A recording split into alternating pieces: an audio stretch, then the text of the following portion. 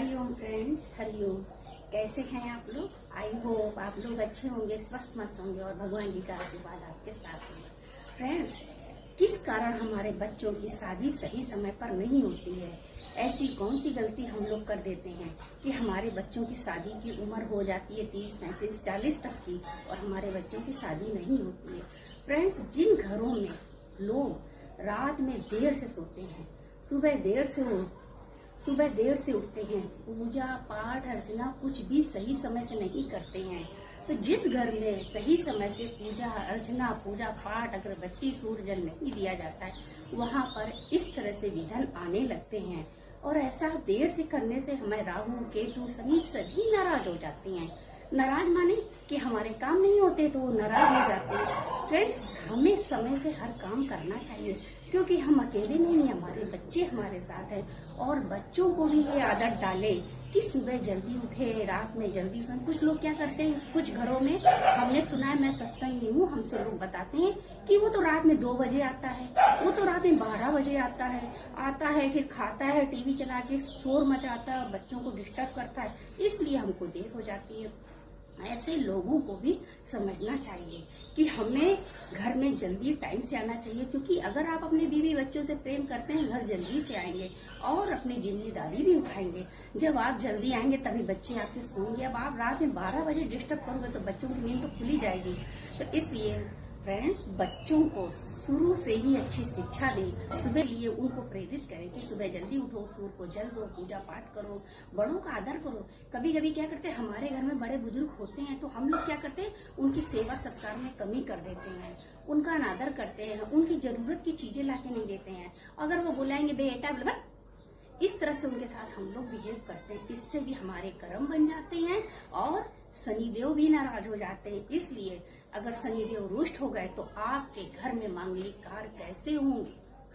क्योंकि शनि ही तो हैं, जो एक शनि जी नाराज हो गए तो सारे ग्रह नाराज हो जाते हैं। इसलिए अगर आप चाहते हैं आपके घर में मांगलिक कार्य हो तो आप सभी देवी देवता को खुश रखें, समय से पूजा करें, पाठ करें, बच्चों को अच्छी शिक्षा दें।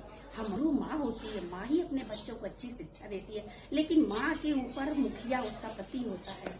अगर वो ना चाहे तो कुछ नहीं हो सकता है, औरत कुछ नहीं कर सकती है। आजकल की औरत क्या कर रही है आपको मालूम है ना, गुस्सा आने पर। लेकिन नहीं, हम लोग एक भारतीय नारी हैं, भारतीय नारी को अपने कर्तव्य का पालन करना चाहिए। इसलिए पहला कर्तव्य ये है कि बड़े बुजुर्गों की सेवा करना, देवी देवताओं की पूजा करना। हो रहा है, उन बच्चों को घर में बहुत सारे तुलसी के पौधे लगाने चाहिए। घर में 4-6 पौधे तो उनको लगाना चाहिए। तुलसी माता की सेवा करनी चाहिए।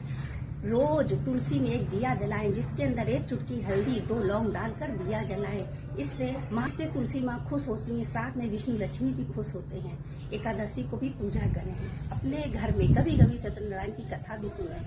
अपने घर से कमाई का एक हिस्सा दान करें और खुशी खुशी बड़ों का आदर सत्कार करें, बड़ों की सेवा करें। बड़ों का जब आशीर्वाद मिलता है ना, तो बड़ों का आशीर्वाद देवी देवताओं की तरह होता है। आशीर्वाद देवी देवताओं की तरह होता है। आप बड़ों का आशीर्वाद लेते हुए चलिए। आप तुलसी माता पर शंख रोज बजाएं जब आपको टाइम मिले। ये जिंदगी, सबकी जिंदगी इतनी इजी नहीं है, सब लोग व्यस्त हैं, इसलिए जब टाइम मिले तुलसी माता पर शंख बजाएं।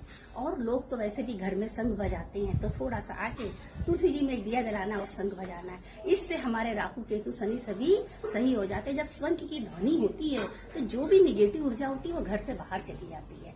जब घर से बाहर चली जाती है तो हमारे अंदर अच्छी ऊर्जा प्रवेश करती है। और शंख के अंदर जब आप शंख बजाएं तो शंख को पानी से धो लें, फिर आप शंख को बजाएं, क्योंकि शंख के अंदर जो भी निगेटिव ऊर्जा होगी वो बाहर चली जाएगी और अच्छी ऊर्जा आपको मिलेगी। आपके घर में अच्छा आपको फील होगा। इसलिए फ्रेंड, छोटी छोटी बातों का हम ध्यान रखेंगे तो हमारा सब कुछ अच्छा ही होगा। तो हम अपनी जब आदत सुधारेंगे तभी सब अच्छा होगा।